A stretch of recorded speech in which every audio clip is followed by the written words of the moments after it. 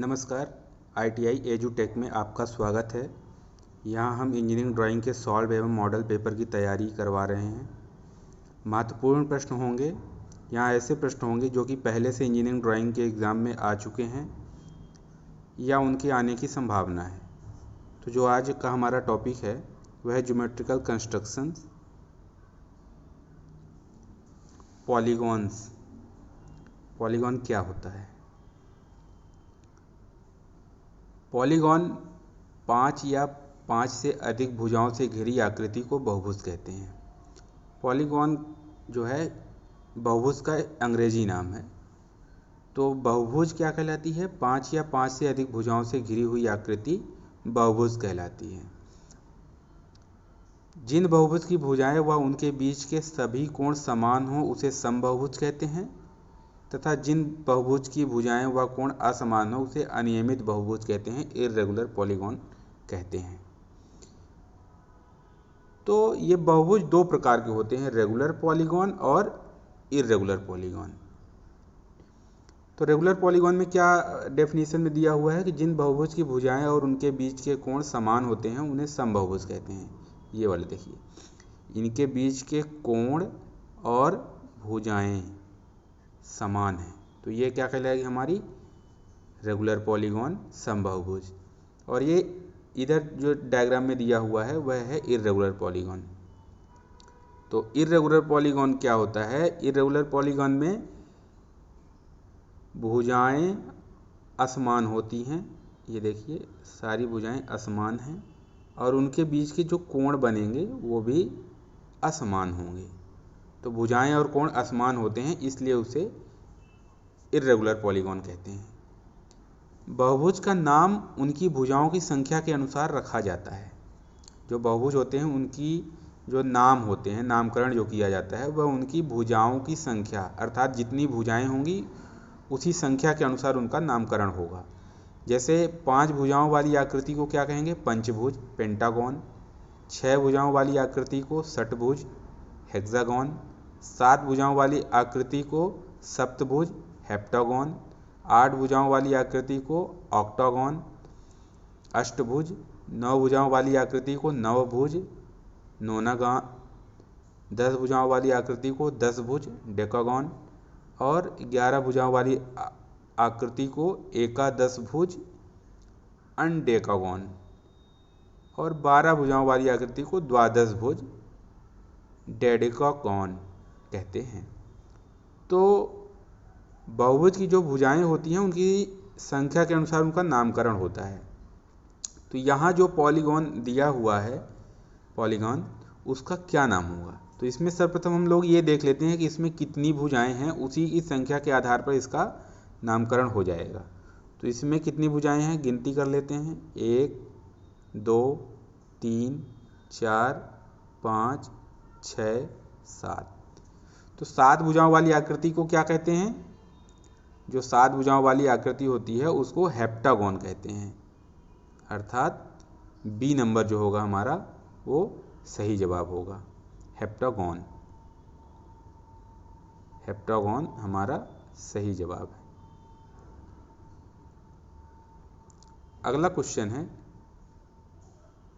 बहुभुज पक्षों की संख्या से जाने जाते हैं, इनमें से कौन सा चित्र नवबहुभुज है?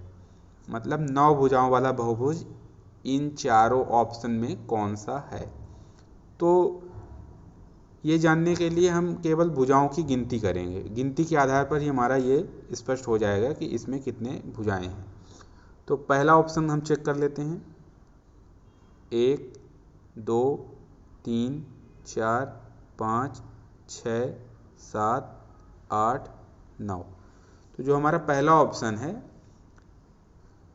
इसी में स्पष्ट हो गया है कि 9 भुजाओं वाला बहुभुज यही है। तो हमारा जो आंसर होगा राइट वो होगा ए।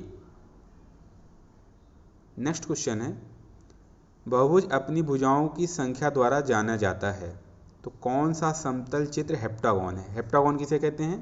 हेप्टागॉन अर्थात जिसमें 7 भुजाएं होती हैं।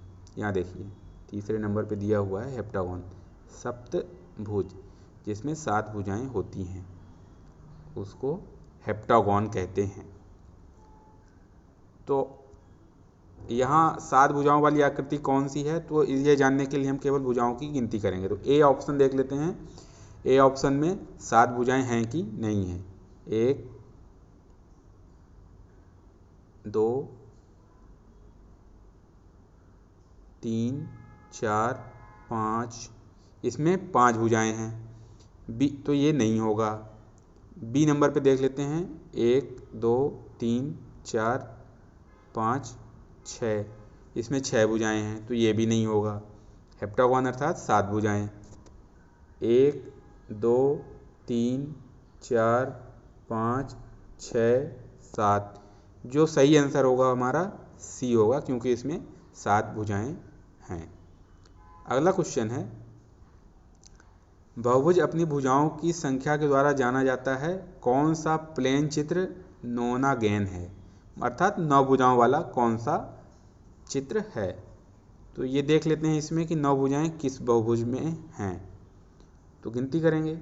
1 2 3 4 5 6 7 8 9। तो ये जो ए ऑप्शन है उसमें 9 भुजाएं हैं, तो अर्थात ये हमारा सही जवाब होगा। अगला क्वेश्चन है, दिए गए चित्र में समलंब चतुर्भुज है, समलंब चतुर्भुज कौन सा है। तो समलंब चतुर्भुज होता क्या है, पहले उसकी डेफिनेशन हम लोग देख लेते हैं। समलंब चतुर्भुज को अंग्रेजी में ट्रेपेजियम कहते हैं। तो ट्रेपेजियम क्या होता है कि एक समलंब चतुर्भुज की चारों भुजाओं की लंबाई समान नहीं होती है। तो पहला पॉइंट हमें क्या मिला कि चारों भुजाओं की लंबाई जिसमें समान नहीं हो वह ट्रेपेजियम होगा, समलंब चतुर्भुज होगा। लेकिन किसी स्थिति में 2 भुजाएं समान हो सकती हैं, चलो ये भी ठीक है। अगला है, मुख्यतः असमांतर भुजाओं वाला चतुर्भुज समलंब चतुर्भुज कहलाता है, अर्थात उसकी भुजाएं असमांतर हों तो वह क्या कहलाएगा, ट्रेपेजियम कहलाएगा, समलंब चतुर्भुज कहलाएगा। तो हम देख लेते हैं इसमें कि किसमें असमांतर हैं, भुजाएं असमांतर हैं।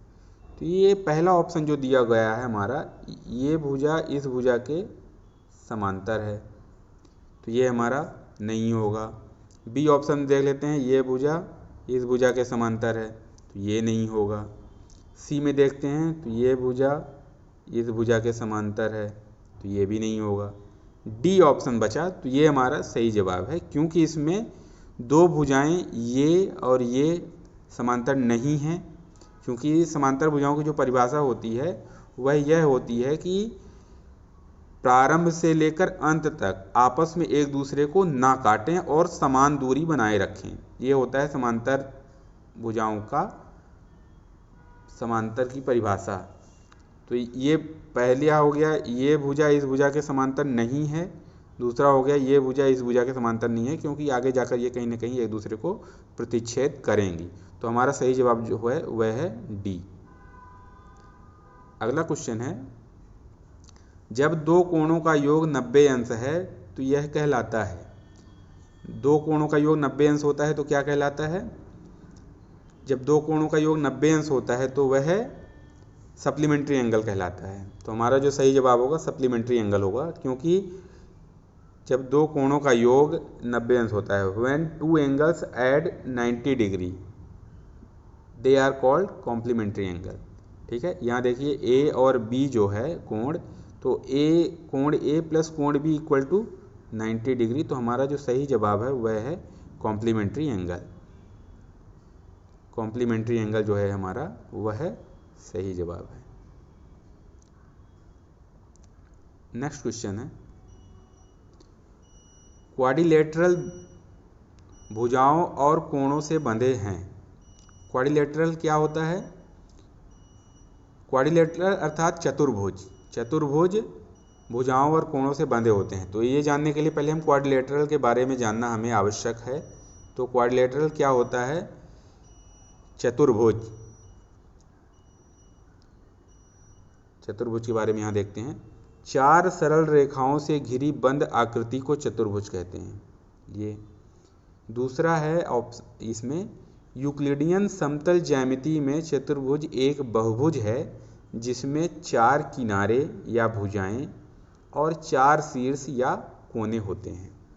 एक साधारण समतलीय चतुर्भुज ABCD के आंतरिक कोणों का योग 360 डिग्री होता है। तो यहाँ हमने ये देखा कि इसमें 4 कोण और 4 भुजाएं होती हैं,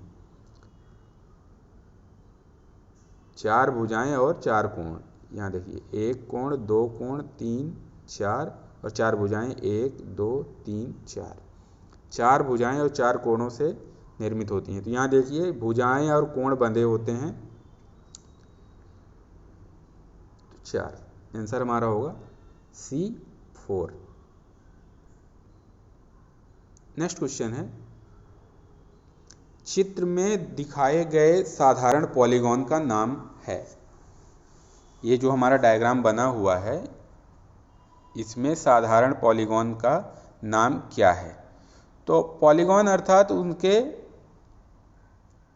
भुजाओं की संख्या को हम गिनती कर लेंगे। तो यहाँ गिनते हैं भुजाओं की संख्या कौन सी है। 1, 2, 3, 4, 5, 6, 7। तो 7 भुजाओं वाली आकृति को क्या कहते हैं? हेप्टागॉन कहते हैं, सप्तभुज। तो हमारा जो सही जवाब होगा वह होगा हेप्टागॉन, C। नेक्स्ट क्वेश्चन है, कोण अपने परिमाण के द्वारा पहचाने जाते हैं, बृहद कोण कौन सा है? कोण अपने परिमाण मतलब उसकी जितने अंश का कोण होगा वह पहचाने जाते हैं। तो जो हमारा सही जवाब होगा वह होगा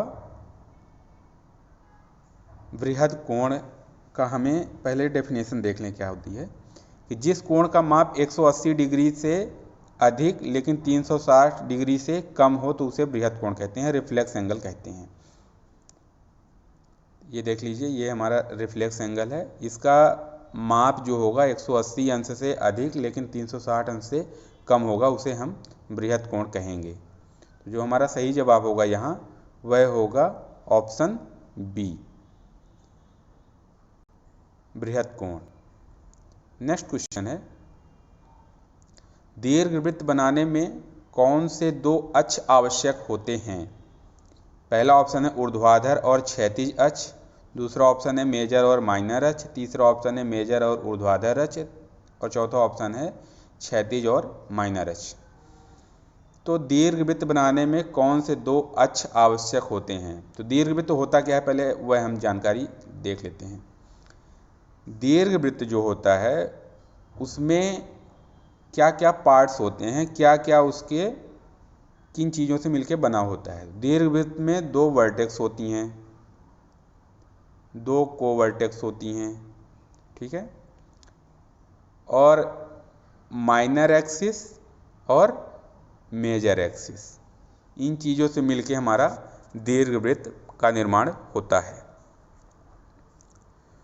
तो ये जो मेन चीज़ इसमें होती है माइनर एक्सिस और ये वाला है हमारा मेजर एक्सिस। 2 फोकस भी होते हैं इसमें। इन चीज़ों से मिलके हमारा दीर्घवृत्त बनता है। तो कौन सी 2 अक्ष होती हैं? तो पहला है माइनर एक्सिस और मेजर एक्सिस, मतलब इन दोनों अक्षों से मिलके हमारा दीर्घवृत्त का निर्माण होगा। तो जो हमारा सही जवाब होगा वह होगा मेजर एक्सिस और माइनर एक्सिस दीर्घवृत्त बनाने के लिए आवश्यक हैं।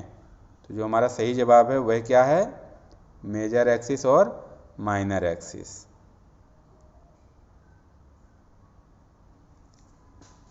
आशा है यह वीडियो आपको पसंद आई होगी, तो इसे लाइक करें तथा अपने दोस्तों के साथ शेयर करें। साथ ही चैनल को सब्सक्राइब करें तथा बेल आइकन को दबाएं, जिससे कि वीडियो की लेटेस्ट अपडेट आपको मिलती रहे। धन्यवाद। Thanks for watching.